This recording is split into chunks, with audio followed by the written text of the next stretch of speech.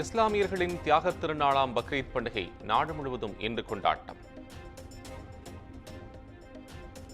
சிறப்பு தொழுகையில் ஈடுபட்ட இஸ்லாமியர்கள் வாழ்த்துக்களை பரிமாறிக்கொண்டனர்.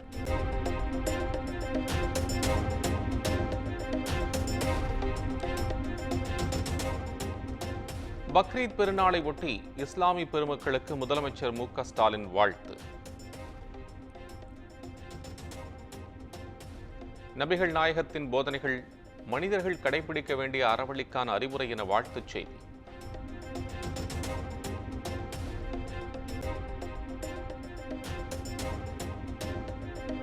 இஸ்லாமிய மக்களுக்கு எதிர்க்கட்சித் தலைவர் எடப்பாடி பழனிசாமி பக்ரீத் திருநாள் வாழ்த்து.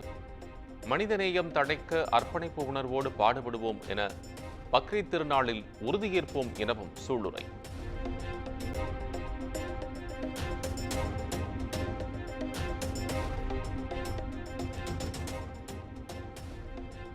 வருகிற 20ஆம் தேதி தமிழகம் வர இருந்த பிரதமர் மோடியின் பயணம் ஒத்திவைப்பு.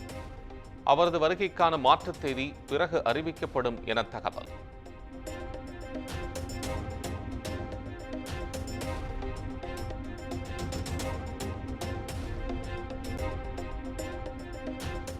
அதிமுகவில் தற்போது குறிப்பிட்ட சாதியினர் ஆதிக்கம் செலுத்தி வருவதாக வி.கே. சசிகலா பரபரப்பு குற்றச்சாட்டு.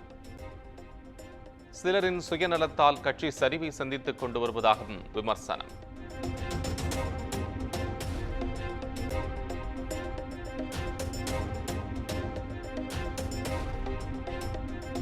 ஆட்சி பொறுப்பேற்ற நாளிலிருந்து மக்களுக்கு எந்த நல்லதையும் திமுக செய்ததில்லை. கையாலாக தனத்தை மறைக்க முப்பெரும் விழா நடத்தியிருப்பதாகவும் சசிகலா விமர்சனம்.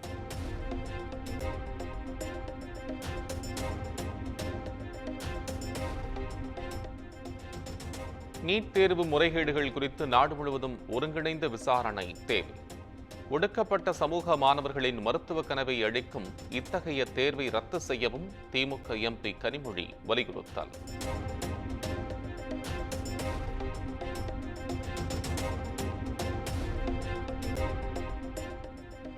சுதந்திரமாக தேர்தல் நடக்காது என்பதாலேயே விக்கிரவாண்டி தேர்தலில் அதிமுக போட்டியிடவில்லை.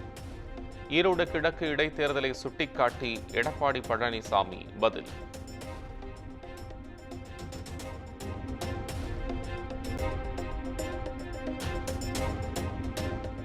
கரூரில் பேருந்துக்காக காத்திருந்த பெண்ணுக்கு மர்ம நபர்கள் பாலியல் தொல்லை. பேருந்து நிலையத்திலேயே பாதுகாப்பு இல்லை என போலீசாருடன் வாக்குவாதத்தில் அந்த பெண் ஈடுபட்டதால் பரபரப்பு.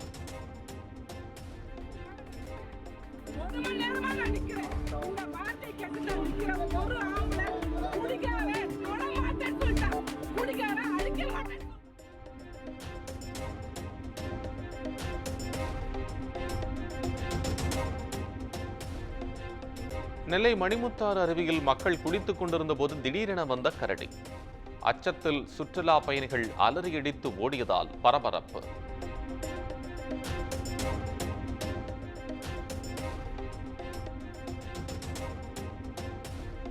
திண்டுக்கல் மாவட்டம் பழனியில் இறந்த யானையின் தந்தத்தை கடத்தி விற்க முயற்சி. வாடிக்கையாளர் போல நடித்து தந்தம் கடத்திய மூவரை கைது செய்த போலீசார்.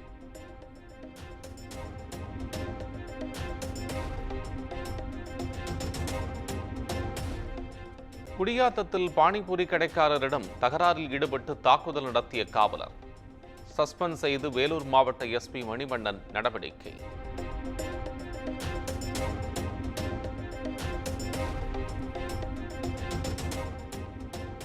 உளுந்தூர்பேட்டை அருகே மூதாட்டி வீட்டில் 57 பவுன் நகை கொள்ளையடிக்கப்பட்ட வழக்கு.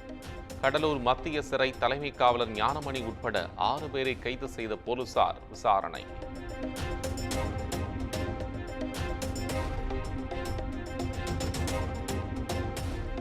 ராணிப்பேட்டை மாவட்டம் வாலாஜாபேட்டை நெடுஞ்சாலை அருகே தேங்கியிருக்கும் கழிவு நீரால் சுகாதார சீர்கேடு. கழிவுநீர் கால்வாய் தூர்வாரப்படாததும் கழிவுகள் சாலையில் பெருக்கெடுத்து ஓடுவதாலும் மக்கள் அவதி.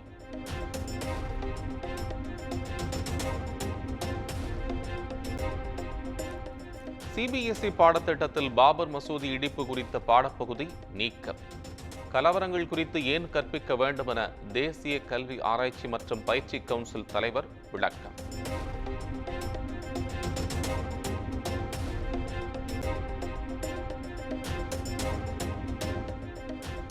மேற்கு வங்க மாநிலம் கொல்கத்தாவில் உள்ள பாஜக அலுவலகத்தின் முன்பு மர்மப் பொருள் கிடந்ததால் பரபரப்பு. வெடிகுண்டு நிபுணர்கள் மோப்பனாங்கியை கொண்டு சோதனை நடத்தியதால் பதற்றம்.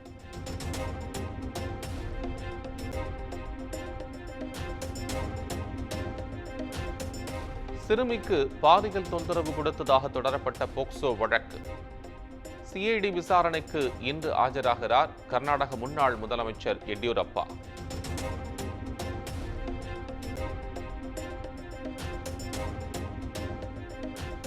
மத்திய விவசாயத்துறை அமைச்சராக பதவியேற்ற பின் முதன்முறையாக பாஜக அலுவலகம் சென்ற சிவராஜ் சிங் சௌஹான் பாஜக மகளிர் அணி தொண்டர்கள் பாடல் பாடி உற்சாக வரவேற்பு.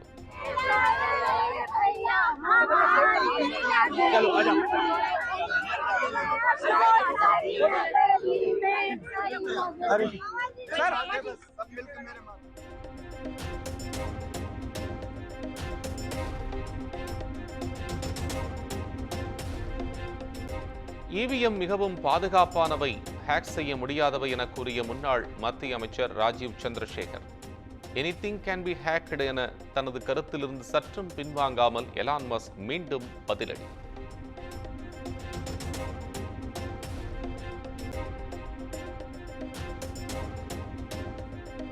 கலிபோர்னியாவில் இந்தியர் நடத்தி வரும் நகைக்கடையில் கொள்ளை. 20 பேர் கொண்ட முகமூடி கும்பலின் சிசிடிவி காட்சிகள் வெளியானது.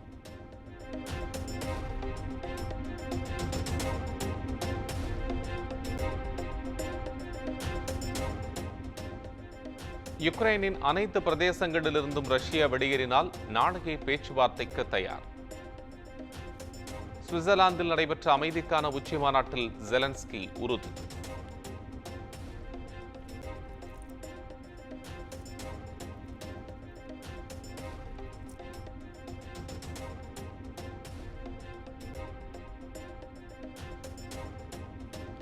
இந்திய அமெரிக்க தேசிய பாதுகாப்பு ஆலோசகர்களின் கூட்டம் இன்று தொடக்கம். இரு நாடுகளின் ராணுவ மற்றும் தொழில்நுட்ப உறவுகளை மேம்படுத்துவது குறித்து ஆலோசனை.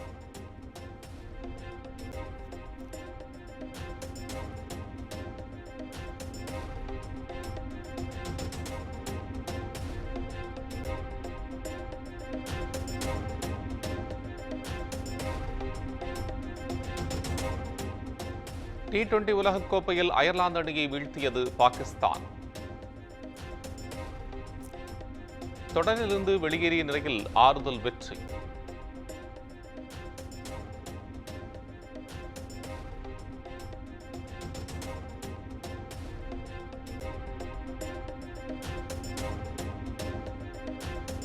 நடிகர் பிரபாஸ், கமல்ஹாசன், அமிதாப் பச்சன் நடித்திருக்கும் கல்கி திரைப்படத்தின் முதல் பாடல் இன்று வெளியீடு. காலை 11 மணிக்கு வெளியாகும் என படக்குழு அறிவிப்பு.